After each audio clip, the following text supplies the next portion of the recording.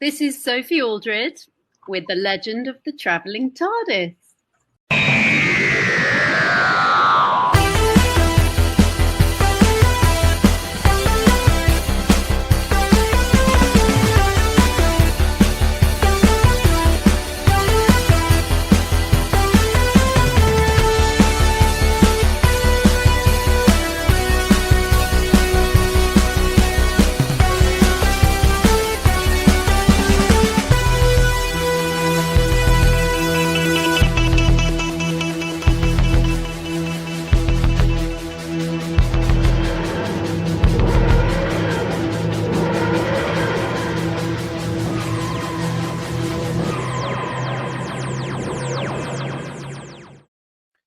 Live from the internet, it's Tuesday night.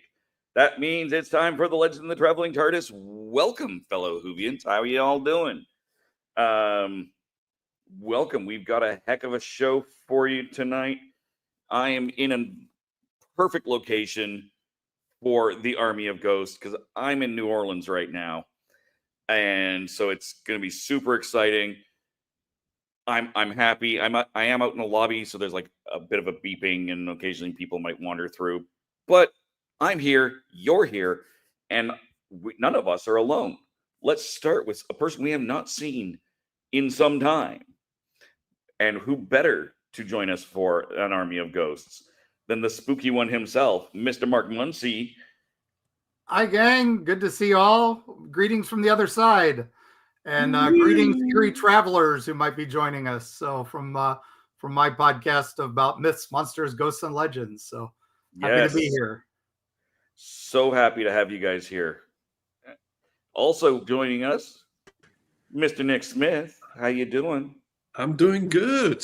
Long time no see. I am fresh back from Pensacon in Pensacola, Florida, where I met a strange gentleman called Dave Chapman.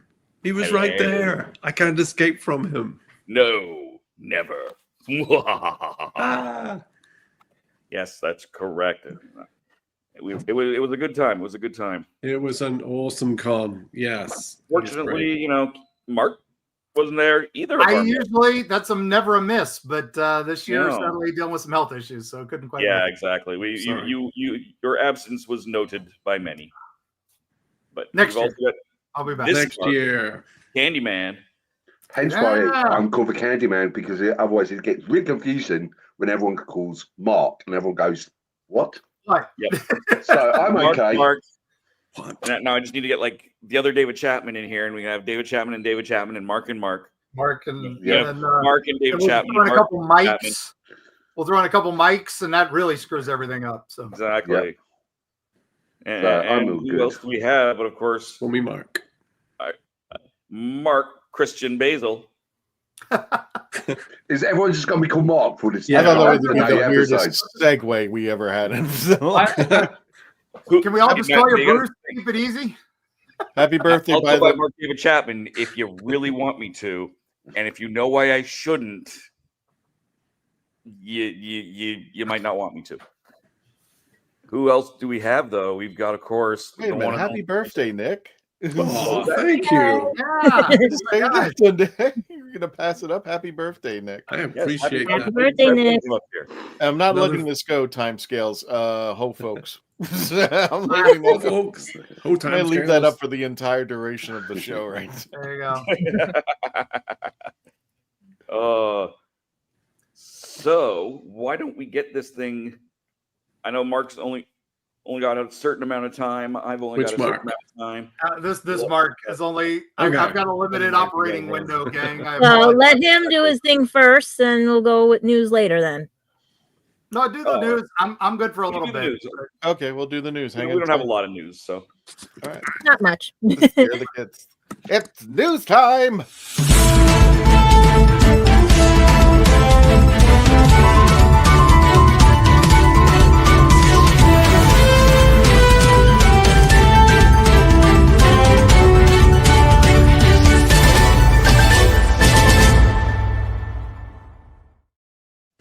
Hi guys. Candyman's the only one not wearing brainy specs today. He didn't get the memo. I had to dig and find these and everything because for later they're going to be fun and everything. How 1980s is that? Well, let's dispel rumors right now. There is no quitting. There is no sabotaging. Nobody's getting fired or anything because it seems there's a rumor going around that Oshodi has quit Doctor Who and everything, but no, the BBC has disproved it. And the only thing I've ever tracked down so far is that they are working on contracts for season 3. So as far as I asked if there's going to be a new region. They said no comment and everything. So everybody who's seen those posts, BBC already confirmed it. They are still on track with Doctor Who, Disney Plus, everything and stuff like that. So at least that's one good thing. You know what I mean? But we do have a couple of birthdays, especially our own Nick and everything. But we have, if you're a fan of the Great American Superhero, William Catt, he had a birthday just recently, as well as someone I might know, Brina, and she hates when I misspell her or mispronounce it, Palencia and everything, of anime fame and everything, and also Walking Dead. But our best is Christopher Eccleston, who gave us a present right now because we're getting a whole new Big Finish with Rose Tyler and a few episodes, which I'm hoping we can get Alex Kingston in on because she's also wanting to work with more of the doctors and everything. So imagine a Rose and Ninth Doctor and River combo. That's going to be interesting. Rose. Good night, Rose. Good night, Rose. No, not yet. Not yet. And then we also have, this is the only bad thing about these things. We also have coming up, there's been a book published, and I'm trying to make sure I get the right. It's Tildeso Publishing has put, the author Alex Storer has put out a book, The Evolution of the Toy Dalek, and Is that basically, Tedesto or Telos Publishing? that's what I'm trying to pronounce. It's Yes, TELOS. Telos, the planet Telos. Telos, the cyber planet Telos. Yeah. Mm. Cyber- And it looks Sorry. like a good book and everything. We have the video footage of him opening the box, but it's not the author, it's the actual publisher and everything. And they're trying to get the author on there because they say that they might have a few copies signed and you can get them through their website and everything. But it looks really cute and everything. All the little toys, he said, even Scarro and everything's in there. Yeah. DALEKHAL and stuff like that. But at the end of this month, I hope you guys are ready for another podcast. It seems David Tennant does a podcast with whoever he wants to, because he's going to be bringing on a few choice guests for this podcast and everything. And he says there's more to come and stuff. So I would check your local channels and everything and stuff to see when this podcast premieres and everything. But we also had a debate between Pinky and Happy, but that'll be something for everybody else later on to decide.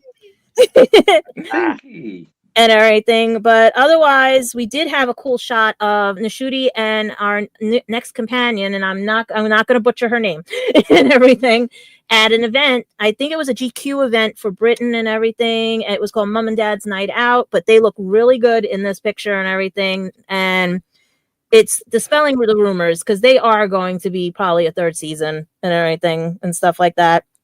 But the craziest thing was, if you saw the BAFTAs, our doctor met our Skywalker. That was like the best. Like, some people were commenting on that, except there was a situation of a wardrobe malfunction, and some people got a glimpse of the lightsaber and everything, saber and everything. But otherwise, it was good. Did he use the Force? Hey, at least it could have been a Sonic, but he made sure when he had his kilt on while during I will walk 1,000 miles and everything to the BAFTAs to position himself nicely. But Mr. Mark Hamill decided accidentally to flash a few people in the audience and everything accidentally, because his we found out later his belt did break and everything. But he handled it very well and everything. He made sure to keep on cue, and even only, like I said, a few people saw the saber, but that's it. Okay. But otherwise, not much. I'm going to go happiness patrol all over Little Boy Blue if you're not careful.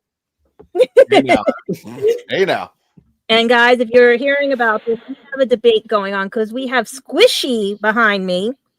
And we have Little Boy Blue, or we would call him, can I say the name? To go with the, because we want to call this one Pinky. Happy. But Dave wants Happy. And we thought I was thinking also we have Pinky, Squishy. Instead of Little Boy Blue, we go with Bluey. But I was informed there's something wrong with that. That would be offensive to Bluey. Yeah. Bluey the dog. Yeah. Much rather not. Yeah, you just offended all the UK. Thank you so much. No, he just went from like a PG to a R rated. There we go. Yeah, we're now getting flagged.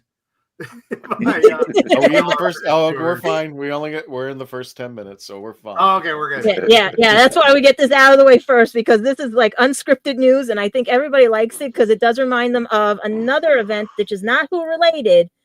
But as you all know, we had the 50th anniversary of Saturday Night Live. So basically, I've been talking to people, we've been compared to their news things. So I think we're doing very well. We have been, yes, because you know how they're on the way they script theirs and they break character every time. Yeah, so we've been compared to that. So I've been talking to a lot of people I know, and they like this unscriptedness. So maybe we'll be on for another 50 years, right? Hopefully. I look like Norm Macdonald. So poor Norm. Yeah. We'll have Mark Muncy stuffed and propped up in the corner. Coat me in shellac and just put me in a corner. I'll just all the kids will be hosting, right? And everything. All the kids. I told my kids to do. I'm not been donating to science. I'm donating myself to haunts. So they can just put me around haunted house to haunted house, and then just keep me in the corner of the show. So we're good. Do a Bloodstone set of things, hello. Muncy. Make me as Goltar Make me a Zoltar machine. I can read your future and stuff. Exactly. So that'd be great. Nope, I'd drag your ass to Key West and put you in a bride outfit and mummify. I'll hang out with Robert the Doll down there. I just found out they freeze dry pets now. People don't want to bury their pet now. They're freeze drying them and putting them in cases. So yeah, and they taste awful.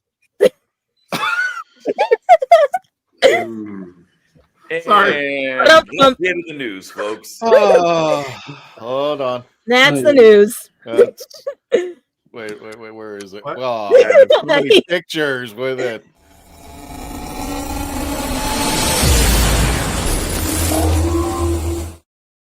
Yeah. So, on to the Army of Ghosts. I'm surprised you guys don't have your 3D specs. Mine are all Mystery Science Theater themed, and I didn't think it was appropriate. So, yeah, because they don't have them. I did wear my Ghostwatch shirt. Yes, Army of Ghostwatch. Ghostwatch, the greatest television movie of all time, that terrified me when I was in England one night. My one night, Halloween night in England, I was 1990, I think. Yeah, it was right. And I had just gone to Europe. And I was coming home after spending 6 weeks in Romania and Rome and Italy and all this stuff. I'd spent the night in Dracula's castle. I'd done all these spooky things. And I'm coming home, and it's Halloween night. I'm like, I'm going to watch Doctor Who. Oh, wait, it was the dark years. Doctor Who wasn't on. There was no Doctor Who anywhere in the UK at this point. And I'm like, well, what's on the BBC? I'll see what's on the BBC. And it was this call-in show about ghosts. And I was awesome because Lister showed up on it. Craig Charles showed up on it. He was being goofy in this haunted house, and they start talking to this family, and they're going to spend the night here and watching these kids with a ghost. I'm like, wow, this is pretty cool. I what a good show. And I'm in this creepy old hotel and just out in downtown London, and I'm watching this and sharing a bathroom with 10 other people. I wasn't used to that. This was all new. Hello. The first hostel. At the same time. No hotel room had bathrooms. They had one bathroom each floor, so you had to share. First ever hostel. It was weird, but I'm not used to. I'm used to Holiday Inn. Come on. And I'm sitting there, and this show comes on, and I'm watching it. There it is. Yep. And as it's going on, I start realizing, hey, this is the Enfield poltergeist case. This is just like a different version of that. Yeah. And I was very familiar with that. I'd mailed Hans Holzer back in the day and talked to him about it.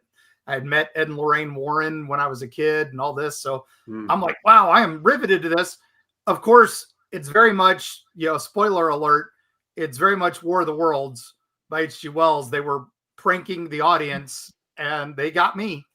But halfway in, I started realizing, all right, this is a setup. But early on, they made announcements through the show that it was a hoax, and yet still people believed it. Well, they didn't until like about midway in when they realized what was happening. When they were getting the calls, I guess at the call thing, they did the exact same thing before the world did.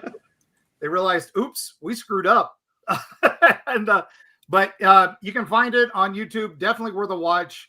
And it was mentioned in this episode, which was a fun throwback. So I was very pleased that when we were talking about this episode, I'm like, oh, I gotta come on for this. So Scaramouche, can you do the fandangos? We're not no. Christian, don't give up your day job. So we'll talk about Pipes the Ghost and all this stuff. And oh yeah, there was some Doctor Who references in this episode. I forgot. But yeah, definitely worth it if you get a chance. Find it. Well worth it. It's on Amazon Prime and a few other places, and if you hunt hard enough, you can find it. Very cool. Bad pun. Yay.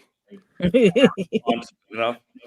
I'm sure you said hunt, but I certainly heard haunt hard enough. You can do that too. Haunt.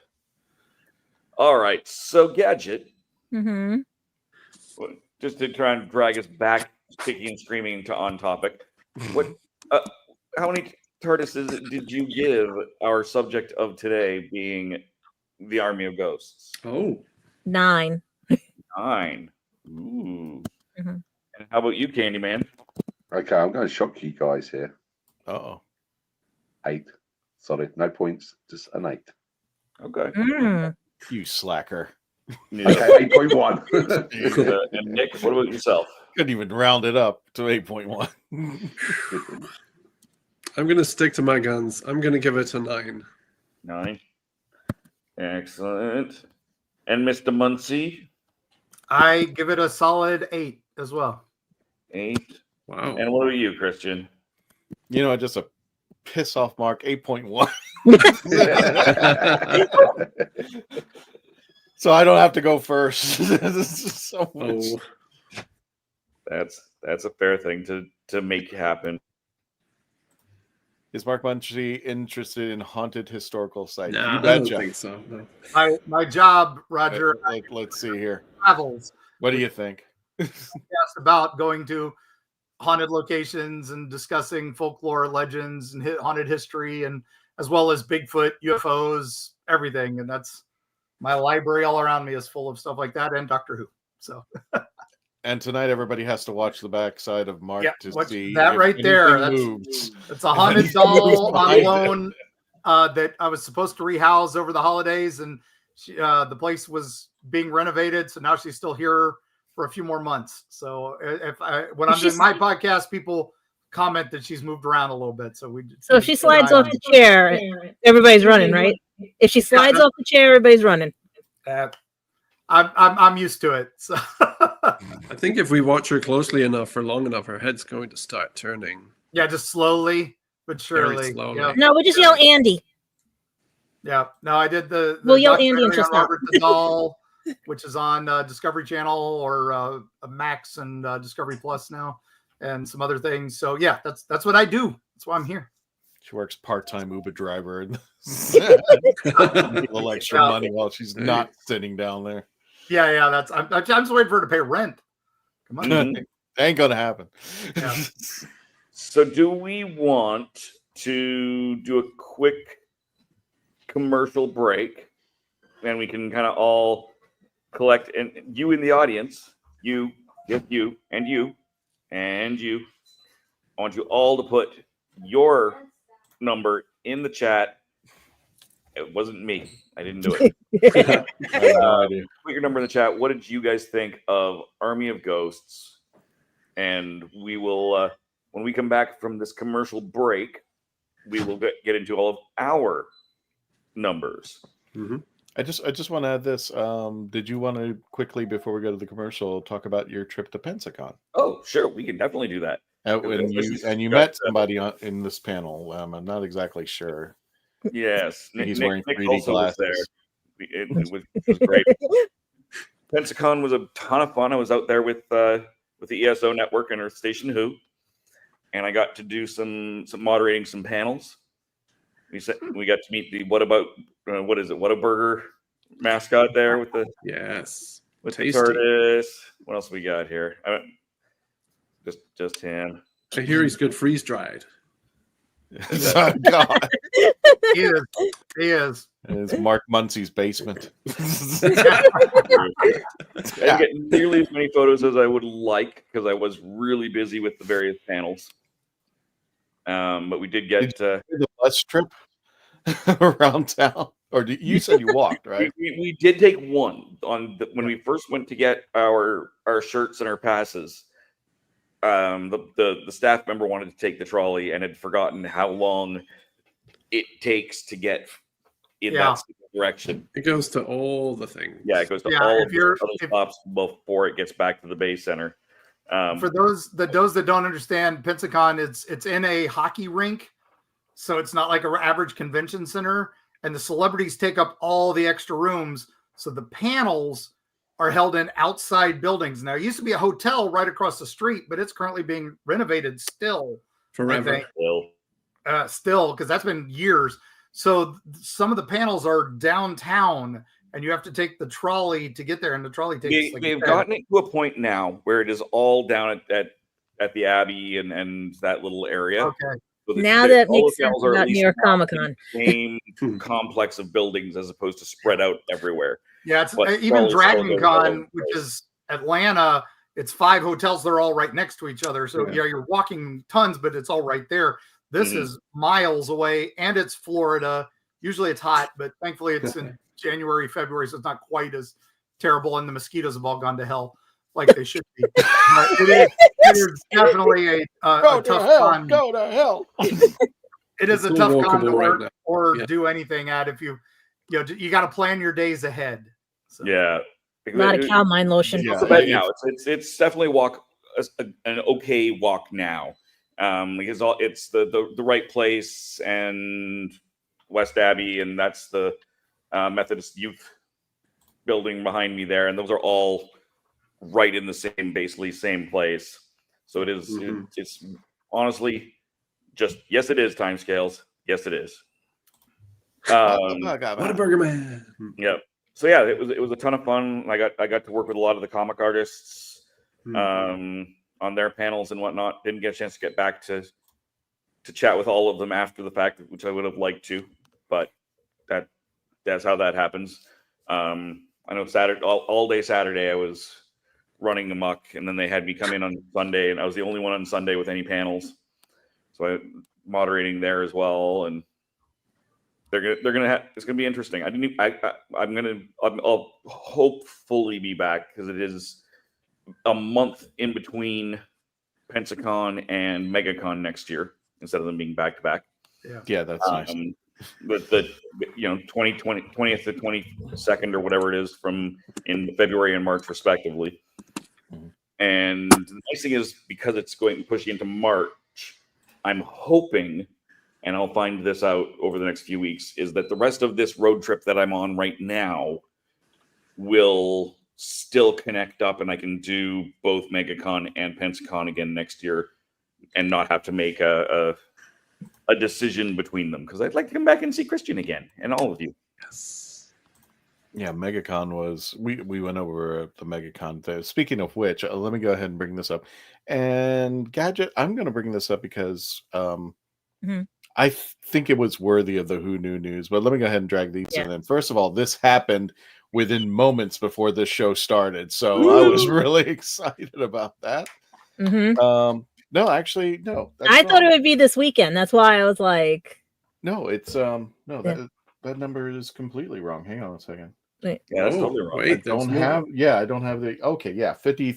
Sorry, it's supposed to be 53,510 right now. Wow. So nice. we have another 500 that didn't for some reason get in there, and our Facebook page whopped over 77,000. Nice. So thank you everybody who joined us there.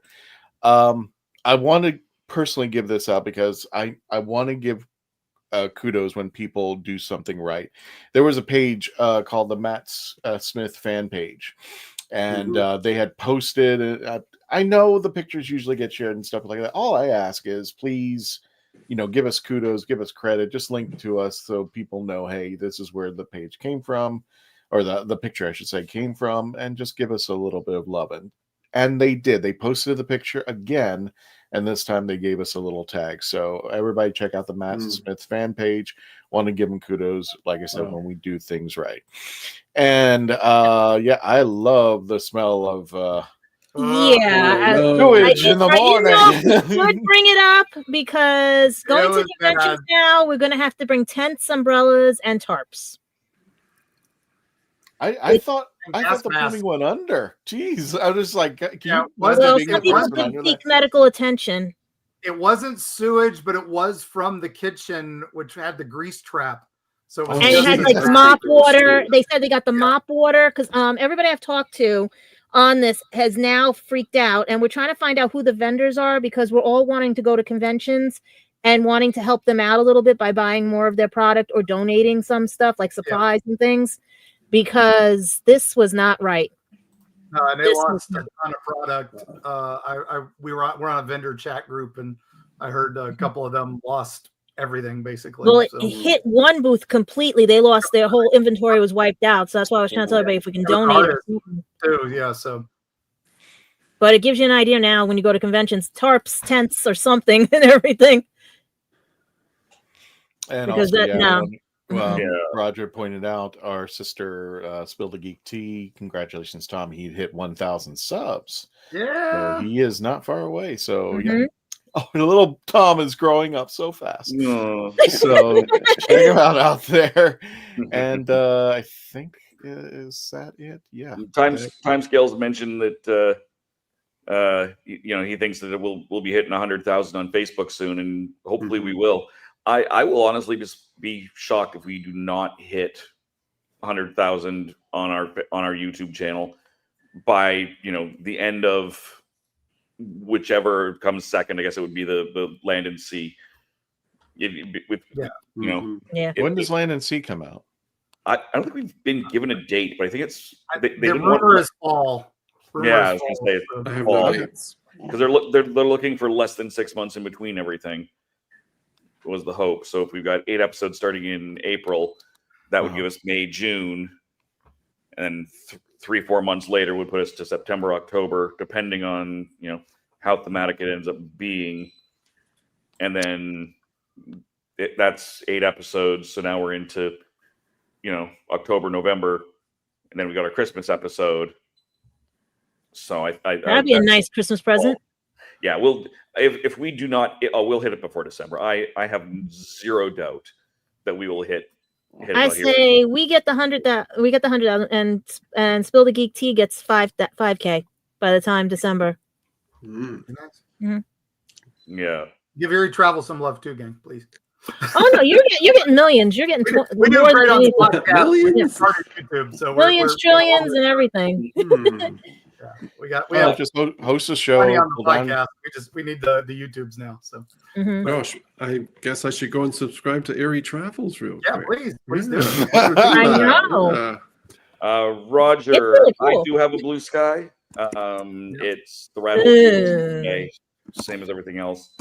I haven't quite moved over there completely off of the dumpster fire that is Twitter, but eventually I will. But for now, let's do that commercial break. Yeah. And when we come back, we'll start right off with Mark Muncy so that he has all of the time to fly away if he needs to. Yeah. All right, let's go.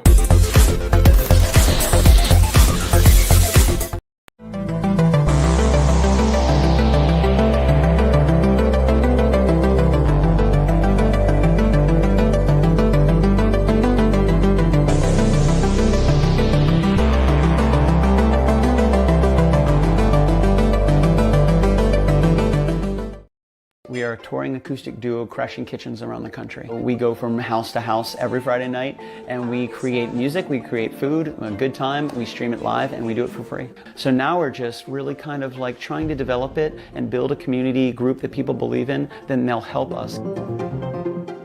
So we played from our rehearsal room, we played from the bathroom, thankfully that didn't catch on. I probably played guitar in my room, not for anyone, in front of anyone, nobody heard, for probably about 10 years. And then one Friday night, we played from the kitchen.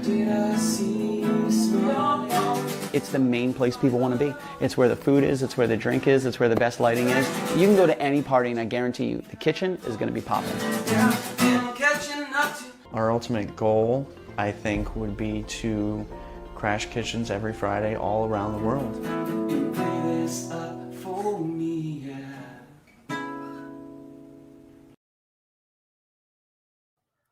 I'm author Mark Muncy. And I'm author Erica Lance. And this is Eerie Travels.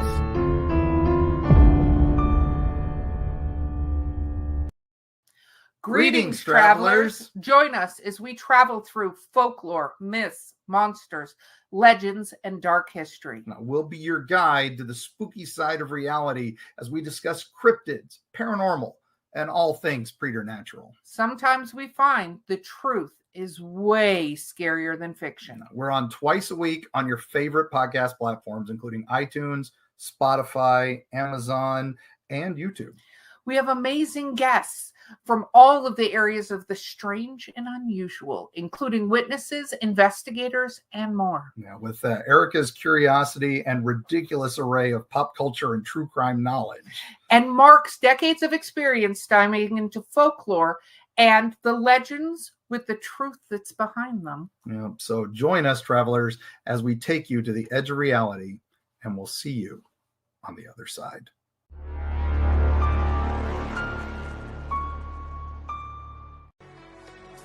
Are you a movie nerd?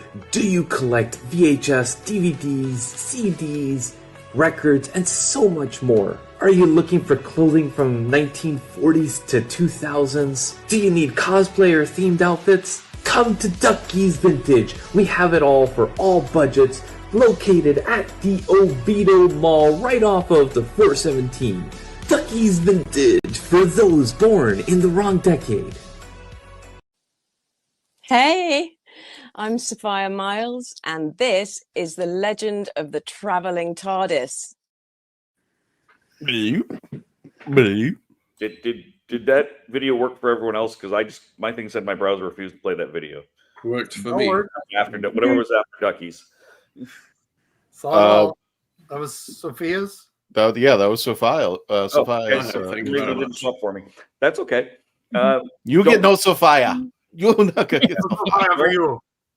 Next time I'm in Orlando, don't let me not go to Duckies, because I had meant to go this last trip and it just didn't happen. It's amazing. They moved from one side of the mall to the other. Literally, they literally moved from me to Candyman. I was like, I think it was just it was cheaper and they had more building space in there. Yeah. But I'm like, they're always putting out check out Lunatics conventions, because they are once a month they're putting out a convention for something inside the Oviedo Mall. Yeah. So, and most of it's free admission. They teamed up with Gods and Monsters not too long ago and did an event, which was pretty cool. So and Tom was there. So nice. Yeah. So I think what we're going to do is we will start with Mr. Mark Muncy, getting into our ratings, because that seems to be the appropriate amount of things to do. You gave it an 8, Mark. What do you want? It's definitely one of the highest, rated episodes for me of that season. I think it only gets a little higher in the follow-up, because this was part 1 of 2, and and Russell Davies, if there's nothing else he is good at, it's writing part 1s of 2-parters. He is amazing at that. He is really good at going, how are they going to get out of this? How are they going to do that? And this episode, spoilers, we've already said that. Thank you, Sophie Aldred, at the beginning. You can't talk about this episode without talking about a few spoilers, because basically, as the ghosts appear, this was, when I first watched this, I was like, oh, we're getting another ghost episode. We hadn't had one of those since season 1 with the Gelf or whatever. And they even make a callback to them in this, which was I was happy that they were referring to previous episodes and all that. There's a lot of setup in this. We're finally getting the payoff for Torchwood, which had been played through this whole season. It was the bad wolf of this season. It had been brought up over and over again. So we finally see the real Torchwood Institute. Although it is not what we know Torchwood to be now, but but it's pretty cool. I was a little wondering, where's Unit in all this? Are we still never going to get a proper Unit? They got cutted by Chris Chibnall. I bet Candyman was thinking the same thing. Yeah, I mean, at this point, we'd only had him, I think, in that one episode with the Slovene from the first season still, where they were just like a throwaway bit. We hadn't met any of the others, like Osgood and Kate and all that. We had this, and it was okay. It was kind of cool. They were British Empire and all that, but the whole Ghostwatch was, again, I loved it, because they were tying into that old 90s crazy British TV movie of the week that no one knows any other British TV movies of the week, but we still talk about that one. Here it is 30 years on, because it was so amazing and impactful. And then it was cool. This was a great episode. We had some throwbacks. Mickey suddenly shows back up. He'd been missing for a little while. Thought trapped in an alternate universe. We had the whole opening bit with Rose talking about this is how she dies. We knew going into this as fans that this was the last episode she was supposed to be in. This was she was leaving the show. We didn't know what was going to go on, and they're going to kill her off. What? But I will, and I remember when this came out, they were sending the screener copies out early to all the reviewers and everything, and they didn't show that last few seconds right? The big reveal for part 2. And when that came out, that's what pushes this up. I can see why some people give it a 9 or an 8.5 or something like that, because that last few minutes makes the episode. It elevates it to that next level. But I think when you're just watching this episode, we're just reviewing that episode, if it wasn't for that, it's a solid episode. It's really well done. A lot of good callbacks. Really amazing, fun to watch. And for an old Whovian fan, this was the first time we kind of got a taste of classic Who in the new show. I mean, it really did show off, and bringing the Cybermen back. We just wanted some. Thanks for this. Thanks for the subscribe timescales. I think some of us really wanted Unit here and some other things. And I think if the next episode had brought them in, that would have just been, perfect 10. But that's why we got to knock it down a couple notches. We didn't get Rig, and we didn't get a couple other little throws. So there you go. That's why I give it an 8. Awesome. That was a good review. It is. It's like I practiced. Most of the points I have to redo mine. So moving right along, let's keep the pace going. How about we go from Mark to Mark? Also, Mark. This is too many marks. I guess we hit the mark on this one. We did.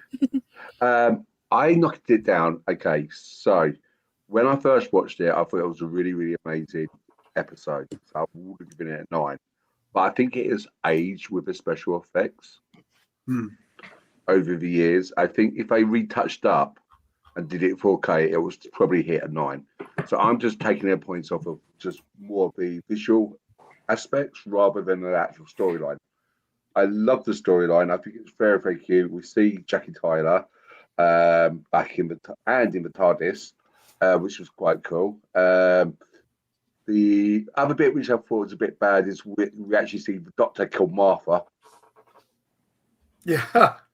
Yeah. Are you sure it was Martha? Well, that's a problem. But we know. No, that's her cousin. That was what I heard. Her like Patty Do. She's like Patty Do. Cousin. Yeah. But we know Doctor Who. Doctor Who has always brought in like the characters who played one role and brought them back another. She's Adeola. Yeah, but the other lady made it worse with her death. Yeah. That's not Martha. That's Peter Capaldi. I watched it back to back, so I'm going to have to try to separate the two stories because I love the second part of the story. I think it's one of the best Doctor Who things. So I ain't going to spoil it because we're probably doing that next week. But on this one, the build-up, the world of the Cybermen and the Void, and everything like that. Having Torchwood as military, not unit, yeah, I can see why Mark's a little bit thing about it. It was just like, it should be Torchwood, but I can see it would be like if you compromise like CIA with FBI, the two separate branches, even though the work's similar, but they carry on two different things.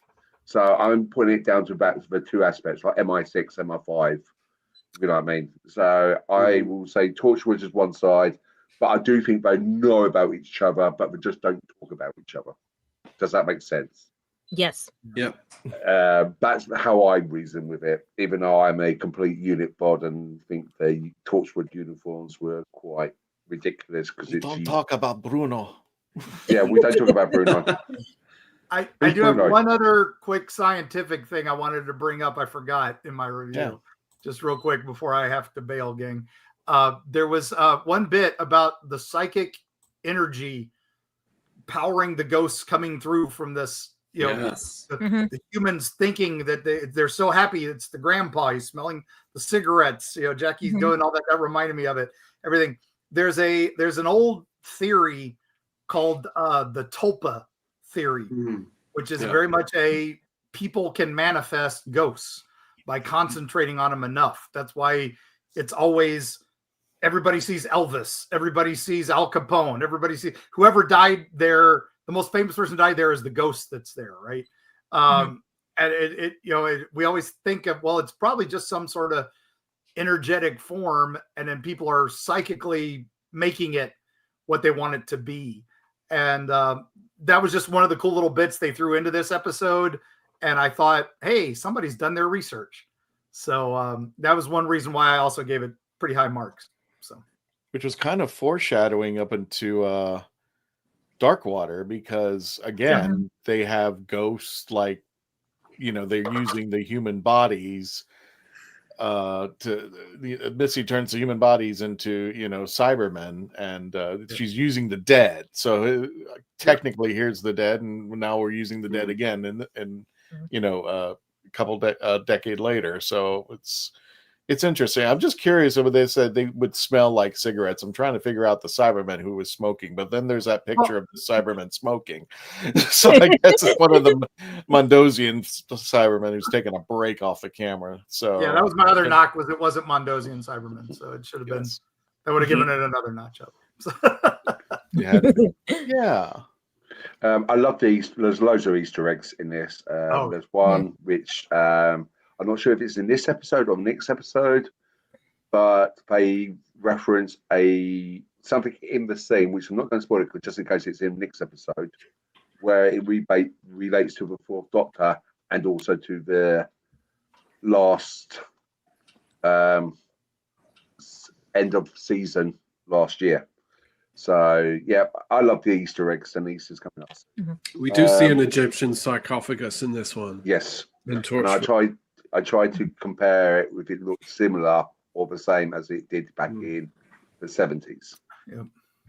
So on that whole, it's a brilliant story. I love have seen Pete back and referring back to that Age of Steel and Pete's World. It wasn't called Pete's World until this episode, to this storyline, was it? Right. I believe, yeah. That'd be a great name for his world. Yeah, it would be. World. Yeah. Pete's World. So that's why I think they filmed this, at least their parts, at the same time they were filming the two-parter, the Age of Steel two-parter. So that's why they were able to make sure they had everybody to do this, which was brilliant. That's only one thing I think, back when it first aired, the what's her name, Tracy Hartman, or it was Tracy Hartman? Not sure it's Tracy Hartman. Tracy Oberman. Tracy Oberman. Well, she was massively in EastEnders. Oh yeah. Back in those days, so it was like, okay, she's just come out of EastEnders, and now she's in Doctor Who, and it was a little bit hard to adjust from her character. We go from like EastEnders to that, but now watching it for so many years later, you forget about she was in EastEnders. And there's the EastEnders bit in this one too, where it's old evil Dan, and who actually does come back from the dead a little while later in the show, and then they killed him off again. So poor Dan, he's always. What is also good is that when they did the thing, they tried to check the postcode. That was all down in SE15 70G. That's Southeast London. So we probably know that where Rose Tyler technically lived was in Southeast London, rather than where it was actually shot. So that was quite cool. One last thing I do recall was I remember there was like a flash game for this episode on the Doctor Who website or somewhere that was a Ghostwatch themed thing where you were following a reporter or something. It's a weird brain childhood memory type thing. And, I remember my kids freaking out because the big shock ending was the ghosts were Cybermen, and that was before the episode aired. And I was like, oh, that kind of spoils it a little bit, knowing about it now. So that's why I gave it an 8, because I think it needs to be touched up for 4K. On the whole, I would have given it a 9 out of 10, and probably next one. I'm not going to say why I'm going to give the next one, because that'll be next week's show. So, yep, that seems reasonable. And splat right in the middle, Christian. With 0.1. Flat. 8.1 just to be annoying. 8.1, that's right. I took a Tardis and went, no. So, I was really debating whether I should just round it down to 8, make you go first, but Mark had to go. I don't think so, Scooter. So anyway,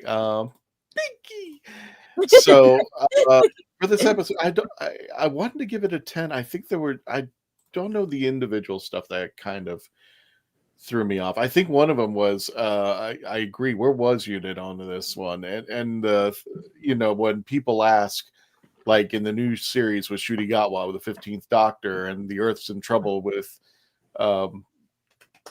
Sutek, and there's like, well, what's the 14th Doctor doing? It's like, is he really, really, really retired? So, I'm just, the Unit thing. I think the development of Torchwood later on. I think, I love the fact that that Jackie Tyler became Rose Tyler. It's like. What was it that if we end up on Mars, I'm gonna kill you or something like that? Foreshadowing, yep. Yeah, she got her first ride in the TARDIS. It did officially make her a companion, though. Yeah, and it's like, but it was almost like a kidnapping. It was like she just got in there and just whoops. Well, he had to get even for the kiss. And then he throws the whole that she aged 50 years because of some sucker. Yeah. 40. Yeah. So we got a ton of Easter eggs, and I just loved Tracy-Ann Oberman's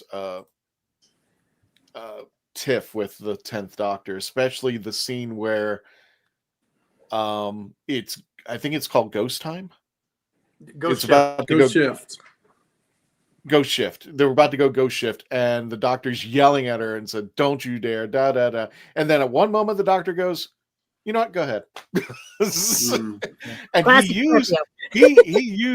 used a maneuver. It's like, go ahead, do it. And she's like, "What?" It's just like, "You telling me to go ahead and do this?"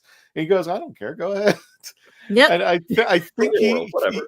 It's a poker game with him because he can play. Well, I'm losing, but I'm gonna let you know that I have some bad hand, and I'm just going to fold. And she goes, "Wait a minute, you're folding? You have a better hand than me." And I said, "I'm not going to play." So she ends up at the last second stopping because he played his hand perfectly to her. And those little tidbits and scenes and stuff, that was just fun. I'm still a little bit odd that when Torchwood first meets him, they're all applauding to him. And then next thing you know, they're like, "Oh, you're a prisoner now." So yeah.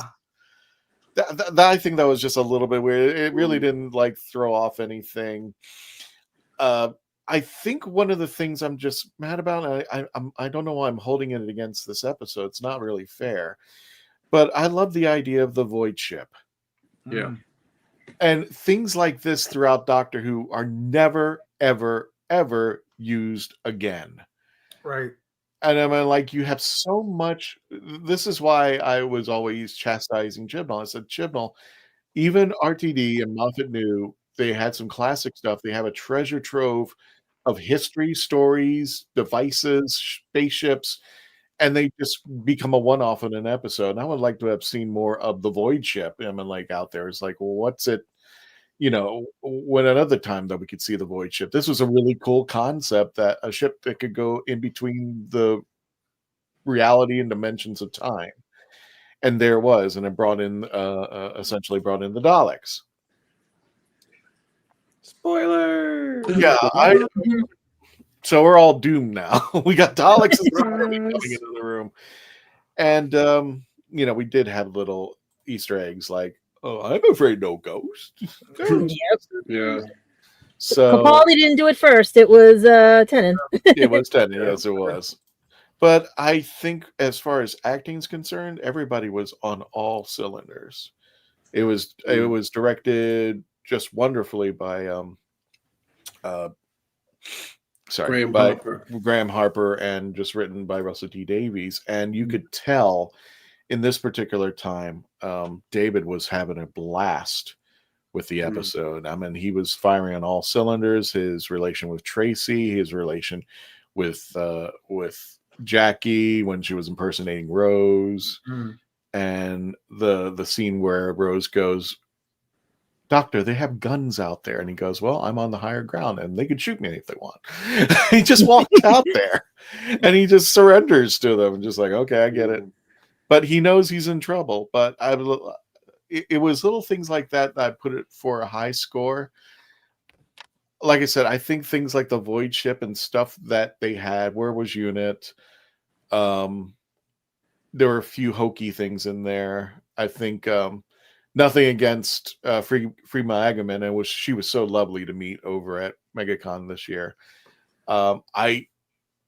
As far as just dropping her into the episode, I was like, well, why did you have to do that? I mean, you're foreshadowing the actress who's going to be playing the next companion. I'm just like, really weird. I don't think she'd been cast yet as No. Martha. And I think this is actually what She sealed was? her. Yeah. I did not know I think that. that's like with Karen also. Karen was in one of the episodes and then all of a sudden gets cat. Yeah. Yeah. I think this is Russell Davies. Oh, I thought she was cast and they just happened to have her.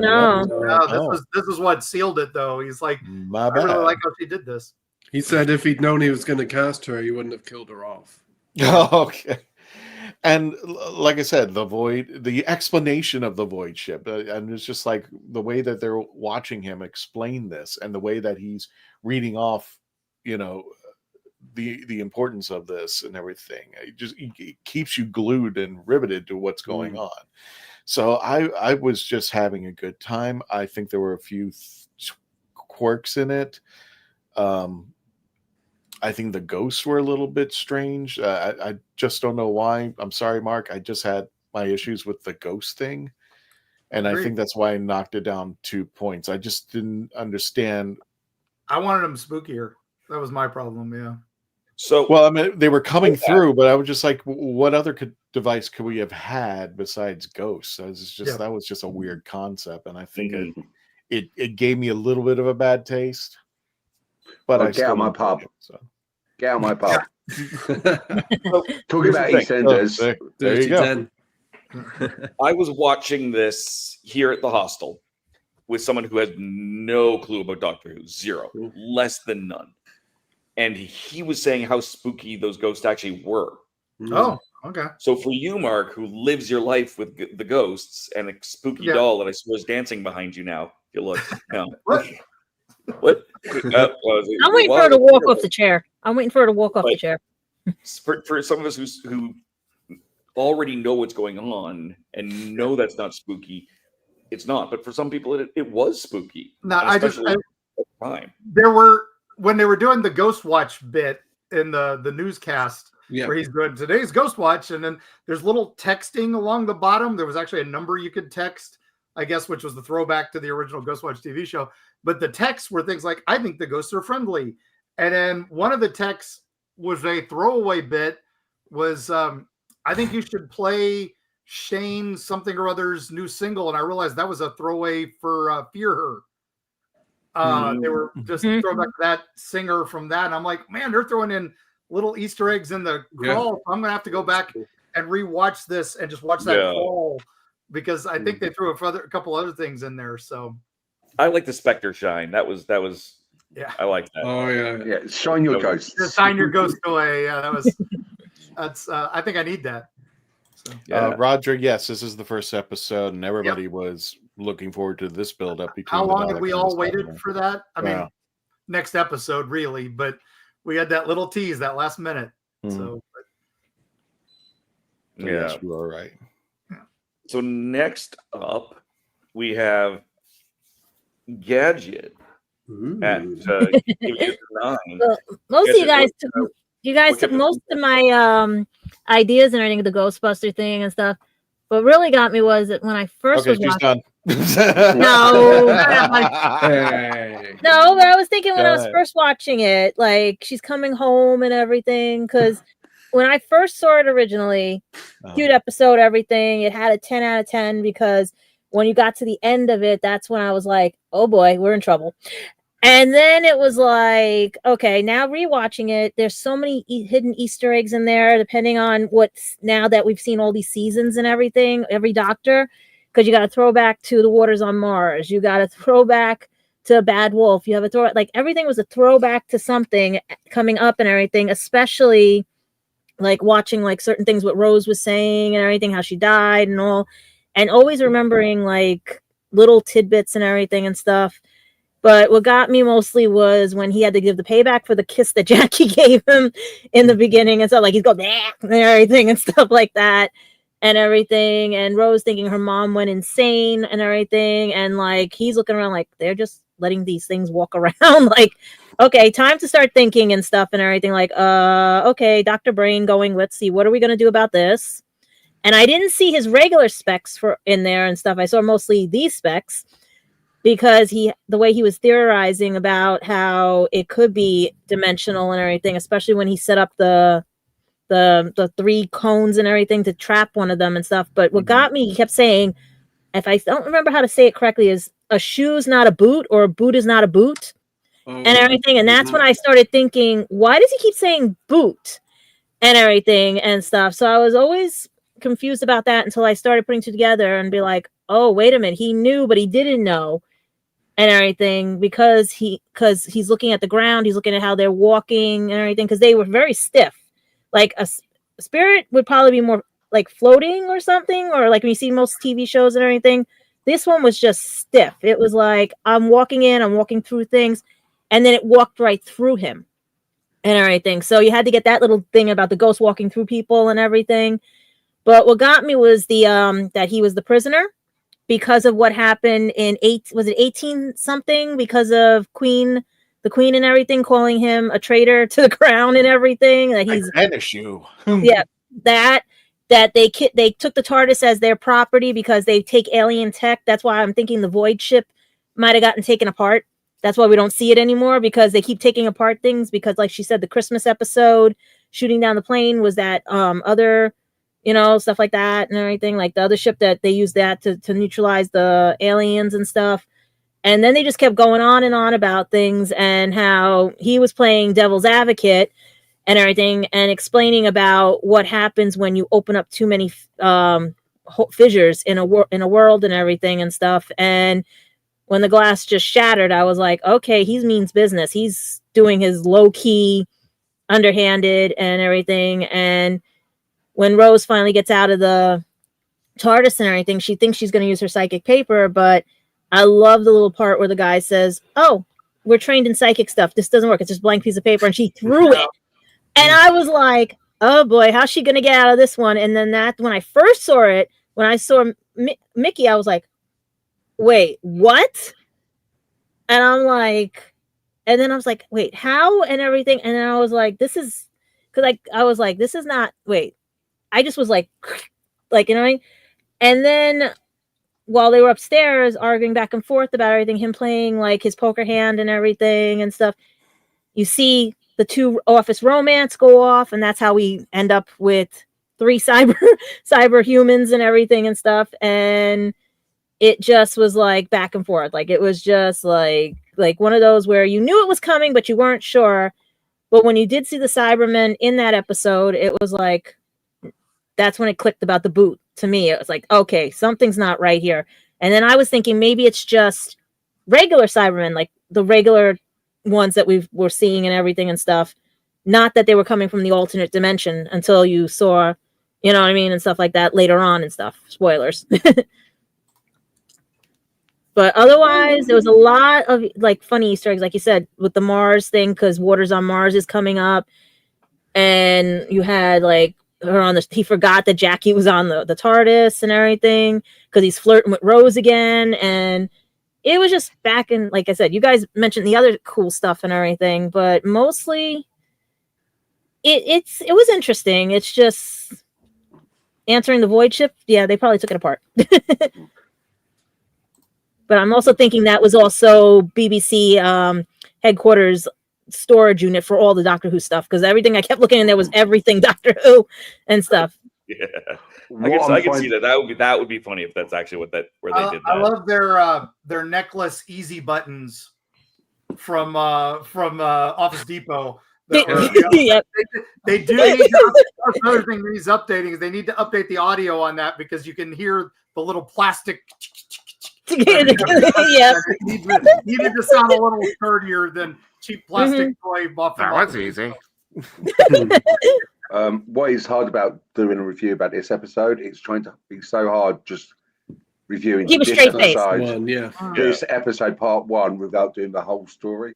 Yeah, because it is, even though it's a two-parter, it just feels like one big story, and it's such a good story. Yeah.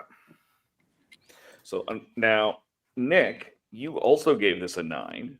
I did. Yeah. So why would you do that, Nick? Because why could it be 9.1? Are you sitting comfortably? I have things to say. You all have made really good points, and I wanted to give this story a 10, but because it's a lead up to a finale, there isn't that satisfying conclusion and emotional arc, the kinds of things that make a perfect Doctor Who story. So this gets a 9. Another reason the effects look dated. They look dated when the show came out. It's the BBC, but they look more dated now. And even a couple of the sound effects are a bit goofy, So nitpicking wise, it loses 1 point. But otherwise, it's a really good episode. And I loved it a lot. Great director, Graeme Harper, involved with Classic Who. So we've got that kind of link and that respect paid to the original show. You know what's scary, Nick? What you said about the special effects. I can only imagine what it'll be 50 years from now on a BBC budget. On how the special effects will look. Everything's green screen. They're crystal plunger. Exactly. Yes. Everything will be CGI. Also nods to the future. So, even when the Doctor runs out of Jackie's flat at the beginning, they start playing the Torchwood music cue before the next scene even starts. The do do do do do do do. So there's that build up. I think the original, an original title for this episode was Torchwood Rising. So it's all about mysteries. One mystery is what is Torchwood, which they've been working and building towards for the whole season. Another is, who are these ghosts? So it's I'm trying to not use the word classic again, but it's that kind of cult British TV action show mystery that they set up. The Doctor uses science to figure out, who are these ghosts? Where are they coming from? How can I trace them to their source?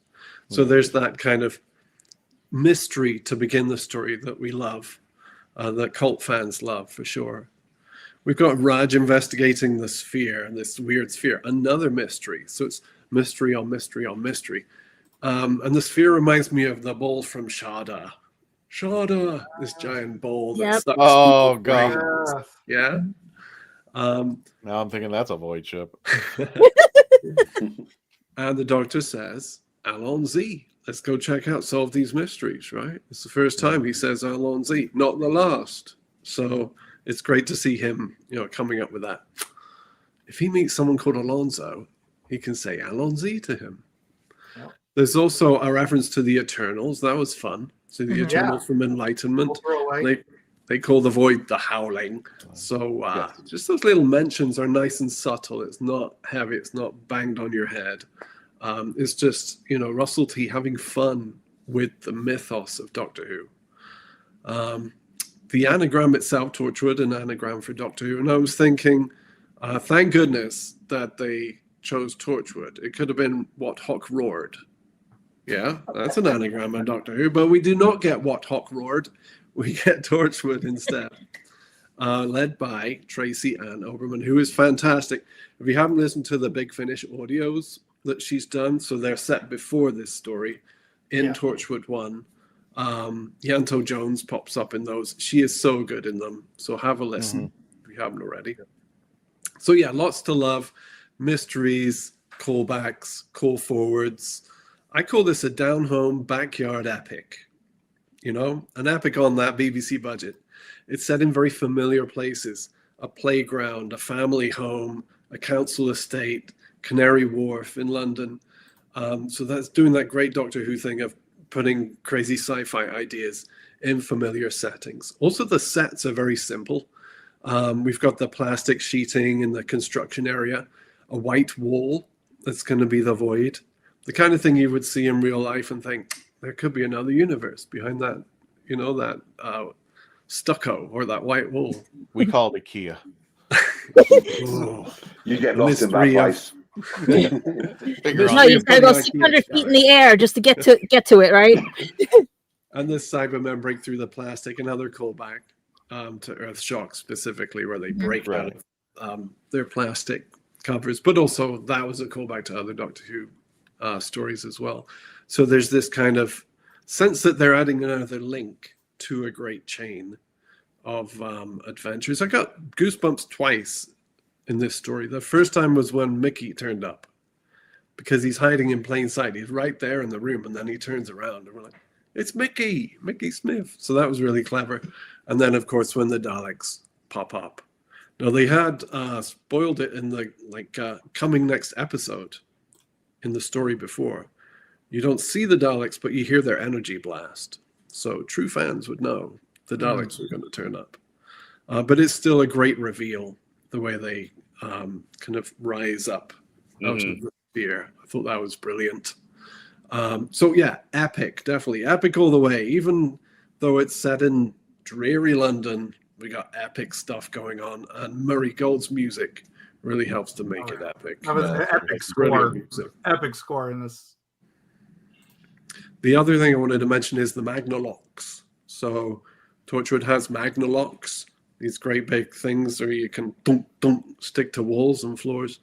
Yeah, you remember what Jackie said, right? It's be the same principle as the power glove that 15 has. Yeah.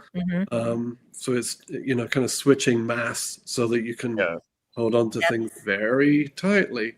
I'd never realized that before. So that's clever. That's Russell creating something and then coming back to it in a different way. I think we're going to see a lot more of that. Russell, kind of not reusing ideas, but just kind of using them as jumping off points for new story elements. Well, also, when it comes to the tech of Doctor Who, it like the Void ship, like nanogenes, you'd think they would be everywhere right now, and we never see them. There's so much cool tech that could be brought back and used in another story. It just never shows up. We have new tech or something. Well, parallel universes is a big one. We've seen a lot of multiverse stuff from Marvel and DC and A24, you name it. But Doctor Who still has a lot to explore with that. One day I'd like to hear the Doctor say, there's a universe where I'm a human inventor, and Susan is a wee girl, and I built my TARDIS. That would be fun. But we'll see. Here's a strange philosophy, because I remember it, and I always thought, because it was like, we only have the Doctor. Inferno. Because when you see the mirror unit, there is no Doctor anywhere. Right. So I always assumed that we have Dr. Prime and there's no other Doctor in the other dimensions, that this Doctor belongs to us. I would like that. Yeah, there is a fan theory that he's running that kind of fascist world of Inferno.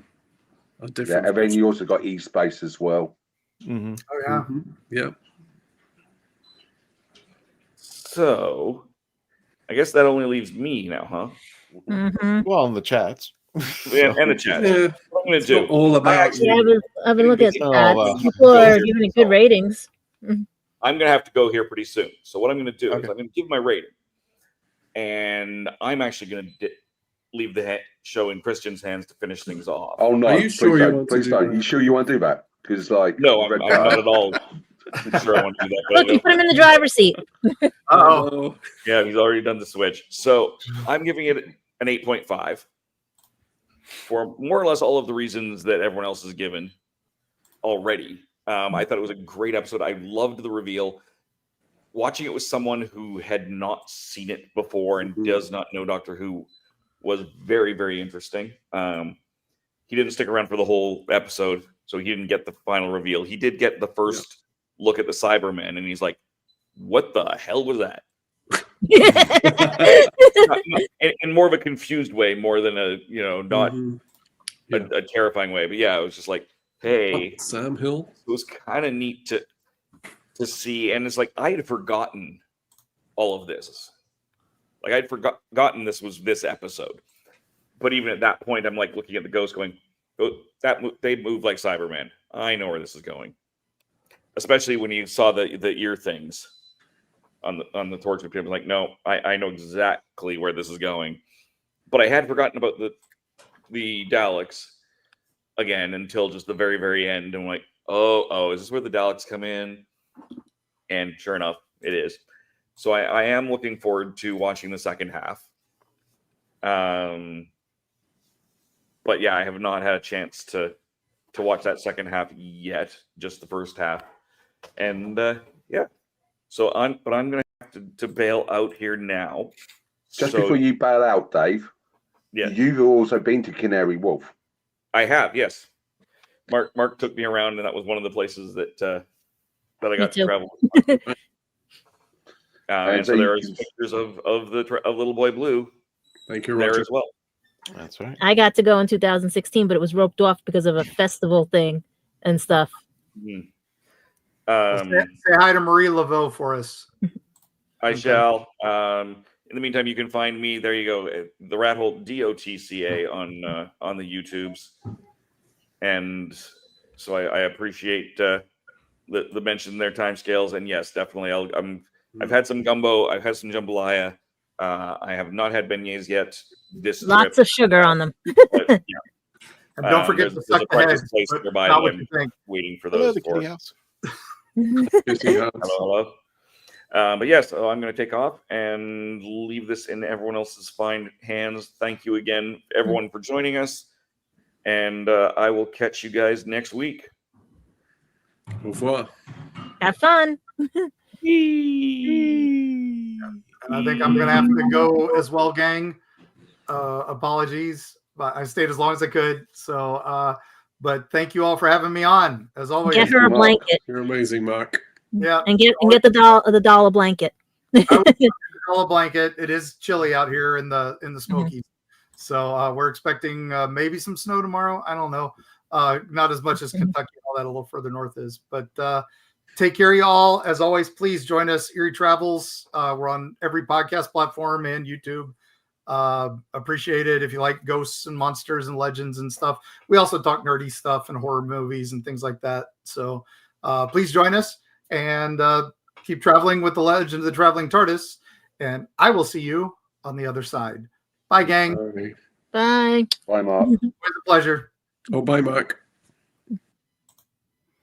Okay, so what's the point? I mean, everybody's leaving. No, you got the best. You got it. Where's Nick? I accidentally kicked him off. I kicked him off because everybody's leaving. I'll just take him off one time out there. We got some good stuff in the chats. I do. Yeah. We're gonna go ahead. Let me go ahead and pull them up. Yeah, because they were giving 9.5s and everything and stuff like that. Timescale says Army of Ghosts is 7.6 out of 10 on the timescales with 232 votes and reviews. If Army of Ghosts is the one, I think I have to give it a 9 out of 10 for horror. I didn't find it horror. It was too goofy for the horror. Yeah, that's the thing. It was like too many Easter eggs, too many. I think the way if the treatment of were like Dark Water, where they were terrifying, they were taking over. That would be a different story. And then you bring in the Daleks, and they're like, "This spoiler alert. This is pest control." I love that line. I swear. That's why I love his face. I'm like, he's like, he let them do the work. He let them do the work. Yeah, I'm not giving the episode my rating yet, but that line by itself is a 10. see, I think the other line was better. You're better at one thing. Yeah.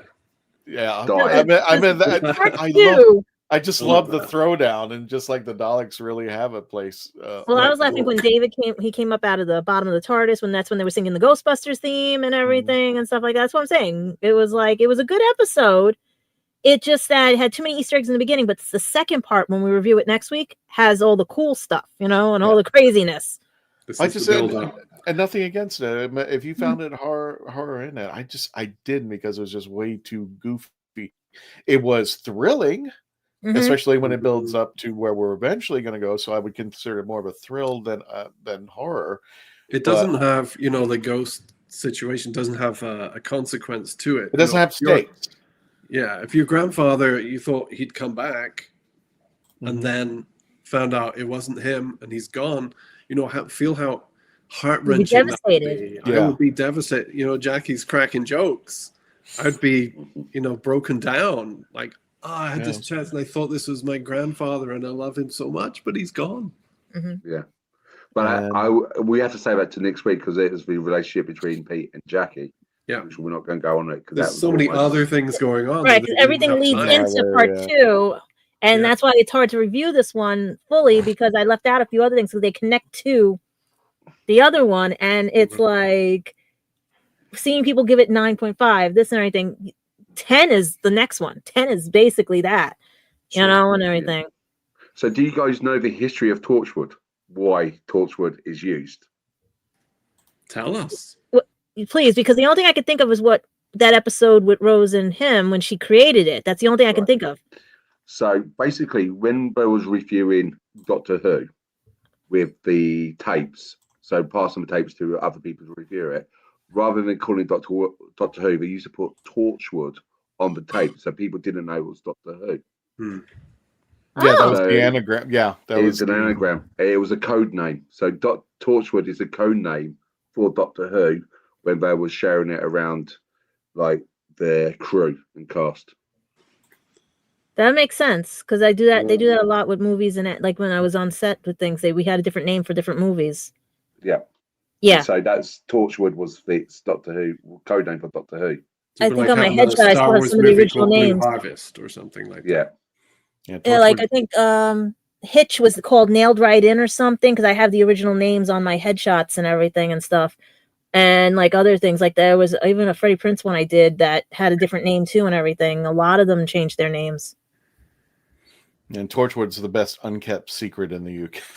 It was like plain sight. That's why this episode's funny. Everything's in plain sight. Everything. Yeah, well, I get that, but when we later go into like Torchwood the series, it's just like, oh, well, everybody knows Torchwood. I thought this was supposed. I thought it was like Men in Black. Nobody knows about these people, but they go around the corner. Oh yeah, Torchwood. Yeah, they kept jacking everybody in the basement while everybody else was on the 600th floor trying to get through that void. Well, technically, if you again spoilers for next week, Rose becomes a member of Torchwood. Because she was, she actually said she's got a new job in a shop. In a shop. Well, in a shop. Not really a shop. If I'm not mistaken, Billie Piper was supposed to be in a spinoff called Rose Tyler, Defender of the Earth, or something like that. Or the same way like they did with Sarah Jane. It was supposed to be like Yeah, they were supposed to spin her off, but just nothing came out of it. I'm sure it was like too similar to the other spin-off shows, so she's just going to go in and kick some I ass. still want Sarah Jane K9 to go to Sophie Aldred to Ace charity. That'd be awesome if they could. Well, no, wouldn't it be the kids taking over the show? That would be, I think K9 and Mrs. Smith will go to a childhood and charity, but the children will work for Dorothy, if you know what I mean. Okay. I still want somehow Sadie Miller to come into the WHOniverse aside from Big Finish. Yeah. Like it's the daughter that nobody knew about or something like that. That would be cool if she is the Doctor and Sarah's daughter. That would have been cool. Yeah. That would have been like one of those episodes, like, oh, I was kept hidden for my safety because of the Master and all the other stuff and all those things that were going on. Or could she be from the alternate universe? Mommy didn't like me enough. So, Nico back gave it an 8. I love the sheer horror and how Torchwood was nonchalant as it could potentially happen. Yeah, that is true. Timescales is just filling it up. Yes, this is the exact episode I thought was. I'm holding my solid with a rating of 9. In fact, I'm leaning 9.5. Okay. Well done, Greg, on that result. Yeah, Grego's going through everything, really. Yeah. No, I was just cracking up laughing that you'd see off camera her pull the thing out of the ear and you got, because they all think they're dead and like they were already dead. The thing goes, could you imagine like a family member hating somebody who came back and they started beating the little stuffing. I thought you were dead. Therapy. Get out of my pub. I think ghosts were just the best human understanding of society and how people came to just being normal. With Or like the part of the TV series thing that they said that she loved her ghost. Oh, like Jerry Springer type thing. Yeah, that was funny. Time scales, maybe. There are some things that are in the pipe right now, but if we do, we'll probably, if it doesn't come to fruition, we will probably be reviewing Doomsday. I heard something. Can't wait for that. There'll be a cat alert. I don't rate anything but Tom Baker a 10. Yep. That's going to be hard to rate that. If we ever go into Classic Who, I'm just going to be 10, 10, 10, 10. Wait a minute. Is that the Talons of Wing Chiang? 20. So, and what's crazy about the old Classic Who, when they used to loan it out to all the stations and everything, some people say that, it doesn't exist. But I remember watching things that they said don't exist, and I know they're sitting in those vaults somewhere and everything, that they're still, you know what I mean? Sure. And stuff, because you never know. Private collections, everything, you never know. No, I actually came up with this theory back when Stephen Moffat and there were like episodes just coming out of nowhere in Nigeria and all that, and I just said, you know what, the honest truth, Stephen Moffat has all the episodes, and if he just needs another paycheck, or if he's buying his kid a pool, he sends another stay out. So here's a question: okay, if we did do classic series, would we start at the beginning, working forward, or would we start and go backwards from 96 movie, going back to 60? It's time travel. We can do it. I know. We can do whatever you want. Yeah. And you got to find a station that actually has all the episodes. That's true. That's the hardest one, to find the classic. You may have to loan them to half of us. And do we do all the black and whites and the ones? Oh, wait, we have to explain black and white too when we do black and white, because some people, like my niece and nephew, when they were growing up, were like, "What's black and white?" And they were shocked when they saw it. See, that's why I'm thinking it might be better off if we did it back to front. So we start with like the 8th Doctor, go to 7th Doctor, so it gets more. It's a possibility. And then we go black and white. Get it? When we get to the 1st Doctor, the whole episode's in black and white. Yeah, there's got to be a feature on here. At least Rose Tyler returns with 9 for Big Finish. It's in time for my birthday too. So Roger, you're right. That's going to be very interesting, because it's I like I said, I wish we could get Alex, Christopher, and like all of them together and stuff. You know what I mean? And everything, because that would be a knockout one. Like, oh, guess what? Hi, sweetie, back again. And then here's Rose. Like, who's this? The same way, like Sarah Jane was getting jealous of Rose and everything. Empty Child might have been the first episode my wife and I watched together when it aired. I think it's everybody's first one. It was the gateway drug. I mean, like, I think when it finally took off, people were coming into that. They remember it. It's very memorable. Because when I had no cable, I was not watching Channel 21 here, and that was the episode I saw, The Empty Child. But I saw the end of it, and then when I heard the confidentials at the end, because they actually were showing it with the confidentials, I was like, when did Doctor Who do a new thing? And every time I raced back from waitressing, trying to get home in time to watch it, because it was always on at midnight. Nick, you was talking about Shada. Yes. I just realised I've got 5 different versions of that episode. Oh, goodness. Do you need 5 different versions? Yes. Wait. Yes. Because they're all different. Wait. What? There's 5 different. Wait. Okay, there's we need Tom this. Baker's. There's Paul McGann's. There's Tom Baker narration. Yep. Okay. Yep. There's the Tom Baker. Then there was the Paul McGann version. Okay. And then they did the teleprompt version with Tom Baker. Okay. Then they did the updated 2020 version, and then they did another one there's about 5 of them. I've uploaded it to my Plex server. So I've got like so many different versions of this one thing, and all of them are slightly different in some way. It's crazy.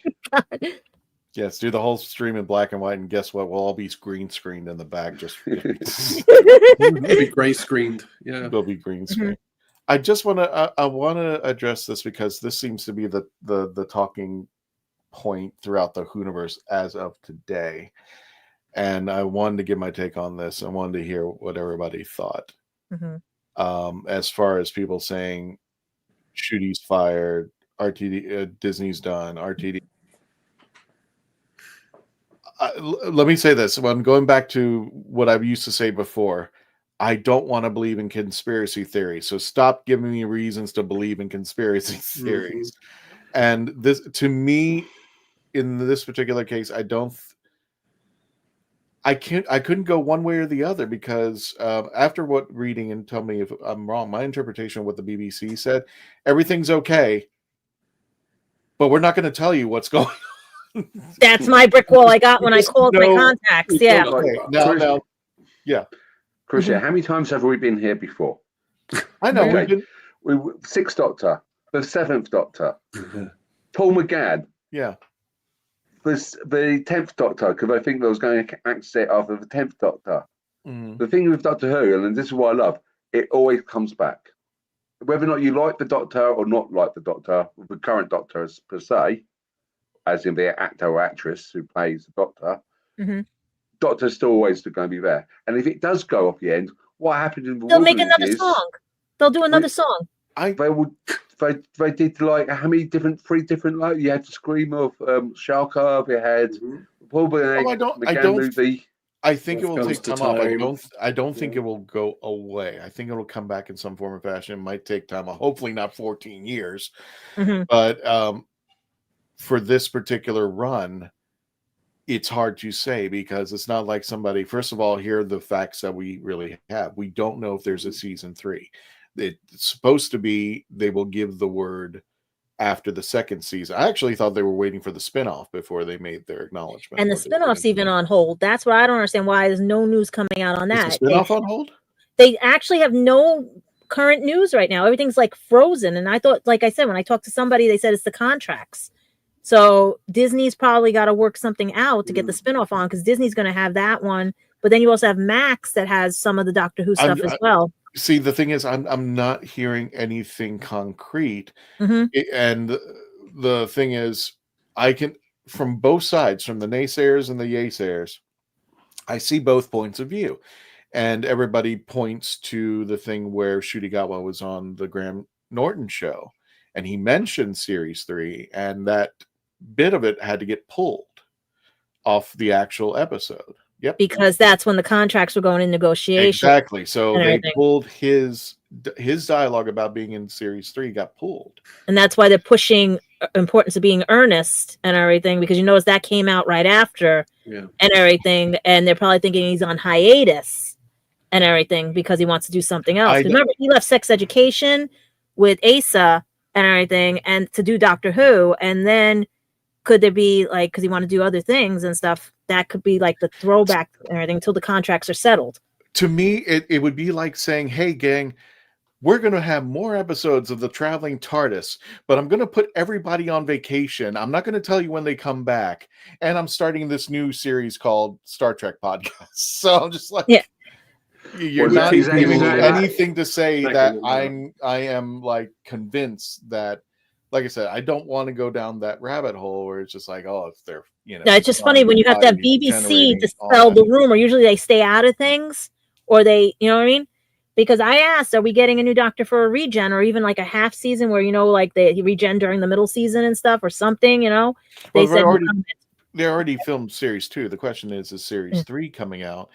I truly believed after hearing everything, this is just my interpretation. I could be wrong. It's my opinion. I'm going to keep it. I truly think that Mouse Plus is having issues, and I think RTD is looking for a new home. Because, well, also, what else has happened? RTD says he's a part of a new drama. I'm like, okay. And he just hired and they just hired 4 new writers, even though they're for season 2. Wouldn't you take them along into season 3 as well? See, I would love it. I would love it if one of the new writers becomes the new showrunner. I'm not mentioning which name. I think I know which one is. They're focusing on this person a lot. Okay, but I know he had a lot of involvement with the Blu-ray collection. That's all I'm going to say. I'm not saying it's definitely concrete. I don't know, but I would like it because that writer is also a fan from both classic and new. Right.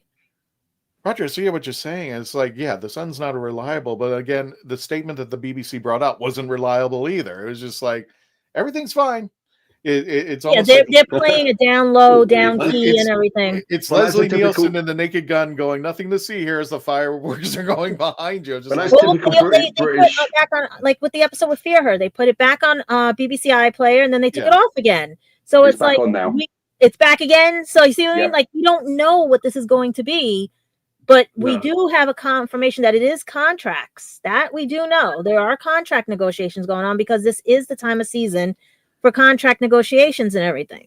So it's up to you guys if you want to write the mouse and everything and stuff, if you want to, because I mean, they have the spinoff show. No news has been out lately. They said they were still filming, but usually you get some spoiler pictures and things like that, and there's nothing. So are we even getting the spinoff, or they didn't get a buyer for the spinoff? You see? Well, we know the filming is completed, but we don't know how long the effects are going to take. You know, that could be CGI heavy, and that might take months and months. And that could sit for another year or so. And then does that tie in with, because they said the end of season 2 ties into the spinoff, which means that it tie into season 3, and that's where the problem is. We're waiting on the spinoff to be finished. And we forget as well, with British like announcements, they won't tell you anything. They will say, but like if London was on fire, they'll just turn around and say, you know what, just carry on. Grab a beer, let's go. Go to the pub, grab a pint, and let's go. Keep calm and carry on. Wherever you go, make sure you have a glass of water. So just be on the safe side. And a But towel. yeah, And a pack of peanuts. Did you say a cow? A towel.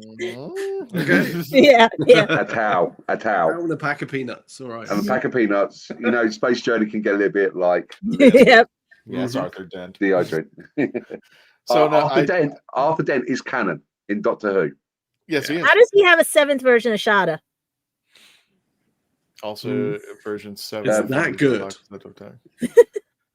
Yeah, it was just the unwritten story, and it was written by Doug. For those of you who are not familiar with Shada, it was the writer's strike was taking place in the BBC, and this one episode. It wasn't a writer's strike. It wasn't a writer's strike? No. It was a national strike, national workers Oh, strike. okay. It was wow. 3-day The week. writers were writing. Everyone was on strike. So council, everyone from like council to the thing, it was a massive thing in the 70s where it was just a 3-day week. Everything got shut down. Gotcha. We got no who. There was a strike. It took place in the UK, and it delayed, and then eventually killed Shada, which was written by Douglas Adams. And I've seen the version where Tom Baker's narrating it. I saw the 8th Doctor version, and I'm hoping I can find the I think it's the animated version with Tom Baker, if I'm not mistaken. I like that And one. I want to see that. We've done 2 variations of an animated one as well. Yeah. I wonder You've how got many the copies standard he's going to one, be signing at his and event. you got the enhanced version as well. Right. But yeah, I'm not relying on anything right now. I'm sitting here just going like the haters are going to say what they want, and I don't like using that word, but the naysayers are going to say what they think is happening. The yaysayers are going to say what they think is going to happen. But I want to take it from the horse's mouth. But again, I don't like conspiracy theories, so stop giving me reasons to have one. And that I mean, our 2nd season Doctor and Companion were, like I said, we're out having fun and everything. They were posing with GQ. I mean, her dress was a little questionable, some people say, but I think it was a very pretty dress and everything. Too many nuts, too many times. Are you talking about? Are you talking about food or the show? About us. So I think yeah. I think we're doing this part 2 next week, or you think we'll let them know, right? Well, yeah, let's go ahead and wrap it up for the night. Yeah, well, no, especially everybody left. So, speaking of nuts, Everybody. Well, I meant the other 2 who think It is left. a whole That's third why of us. You're right. Well, yeah. Yeah. So the Yeah. good people actually announcement. stayed, and because he's not here, I can do this. Pinky. Marco. Uh-oh. Candyman. There he is. He's There he is. back. I didn't do that. You missed it. So anyway, just to let folks know, yeah, if we are trying to have a guest by next week, if not, and depending upon what our schedule looks like as far as guests coming on, because we have 2 guests in the wings and they just haven't confirmed when they're going to be coming on. Unfortunately, one had take family leave, so we're like, do what you need to do to take care of the family. Sure. This can definitely come later, but if for whatever reason nothing comes up, we are going to be planning to review Doomsday, which is the end of the I know we have stuff coming up too at conventions, right? Or do we have anything coming up in the few months? I think I can safely say at this point, after the discussion I had, we can safely say we should be going back to MegaCon. I'm just going to put it in show because it's way too early right now. But everything, the planets are aligned that we will be returning to MegaCon in 2026 in March. So that's, I think we can safely say we will be back with the Dalek Builders of Florida. We had an awesome time out there, and hopefully Jodie Whittaker shows up this time. So yeah, there were tons and tons of 13 cosplayers out there. Yeah, all those pictures you took. Yep, and I felt so bad. I made a video of all of them. They had so many. We had shorts and stuff out there. So definitely, and again, we want to thank everybody for supporting us. We're at what, 53.5 now? Yeah. I lost the number. So, Christian, when you get to 100,000, are you going to ask YouTube, rather than the standard silver one, to get a blue plaque? No, I'm going to buy myself a gold Rolex. With all the blue one would be cool. With all the money I didn't get, I put shelled into the show. But yeah, I'm going to be asking for a plaque. I don't know if we can hang on the curtain back here, but definitely, I think we deserved it. We need to show it off. And, it's a testament to everybody who's been in the show, who's worked on it, who helped out. You guys are phenomenal. Sorry, Dave and Mark couldn't be here to hear it. I'm hoping they'll watch this again. But I think Candyman's frozen. Really? There we go. Mark, come in, Mark. Well, let me wrap it up. The testament to all of our team out here. I've actually made, if you go into our shorts, I made a special video for our teammates for hitting 50,000. So yeah, thank you guys out there. And definitely, without further ado, thank you to the audience members who subscribe to us, all 53,500 of you. Jeez, holy my God. And all the 7,000 YouTubers out there. I'll have 2 of you. Oh no! What? No. Wait! I gotta screenshot this. Okay, we'll have 2 of you. This is cool. So nice, we got him on twice. Yeah, exactly, Tom. I got a screenshot. This is funny. This is hysterical. That is all right. So, without further ado, Nick, where can people find you, my friend? Please come and find me on my YouTube channel, Nick Smith Films, or my website, Nick Smith Films, and I'll see you there. Got it. Gadget, where can people find you? Everywhere, Instagram, YouTube, Facebook. If you live in the Bronx, come by and say hi and everything. I'll put you to work to help clean this place and everything. But I will be at the Bronx Comic-Con on August 2nd at the, I gotta get the name of the church. I forgot the name of the church. And I will be at Anime NYC later in the month of August. I'm still working on New York Comic-Con. And possibly when the weather gets better, you might see me at the Bronx Zoo, Botanical Gardens, because I'm taking time for me now since I'm trying to find a job and everything. I figured maybe if I run into somebody, I'll find something. But you know what? Take time out for yourselves, because your mental health and your physical health do matter, guys, and everything. So yeah, it was a blessing what happened to me. And I'm not mad at everybody, but I am just upset that it had to come the way it did and everything. But I am glad I'm out of that toxic job. And I am happy to see all of you guys bringing us even more love with the 53K plus and everything. So we need that 100K. Come on, guys, and everything. And don't forget to pick up the books at lulu.com and everything. Unofficial D&D guide for kids under 10 and few adults. And my journey when I went to the UK, Copley and Newcastle Journey and Beyond. And there's a few Doctor Who tidbits in there, just alternate names right now and everything. So guys, check them out. They're really cool. And now that I have time, I can work on the other 3 books for the series. And before you freeze up for the rest of the night, I loved it. I loved it. Man, my internet's just gone well flaky. But yeah, you can catch me here at the Legend of a Traveling TARDIS, and you can also catch me on Silver Geek Tea, which we did an episode yesterday all about pizza, and I love pizza. So it's awesome. And you're talking about all the different types of pizza, right? The Italian pizza, the Mexican pizza, the Albanian pizza.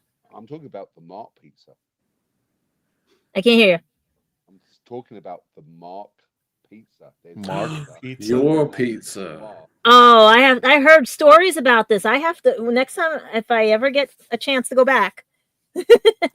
Freeze-dried pizza. Mm-hmm. Got it. Well, everybody, again, thank you for joining us. Looking down the bottom where you can see it scrolling, youtube.com, The Legend of the Traveling, / The Legend of the Traveling TARDIS.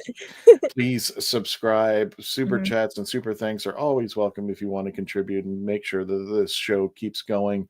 And we want to thank you all again. Please take care of yourselves. Until the next adventure, thank you all.